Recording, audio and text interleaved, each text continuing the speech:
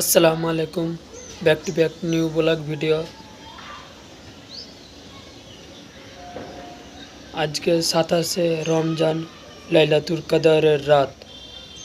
আজকে বেশি বেশি করে কোরআন তেলাওয়াত করবেন, জিকির আমল করবেন, আল্লাহর কাছে ক্ষমা চাইবেন। কেন আজকের রাত বড় বরকতের রাত, রহমতের রাত। আজকে ক্ষমা প্রার্থনার রাত। আল্লাহর কাছে বেশি বেশি করে এই রাতের ক্ষমা চাইবেন। কেন এই রাতে আমার নবী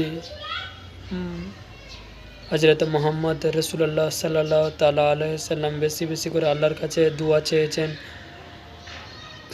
ক্ষমা চেয়েছেন, বেশি বেশি করে কোরআন তেলাওয়াত করেছেন নিজের উম্মতের জন্য।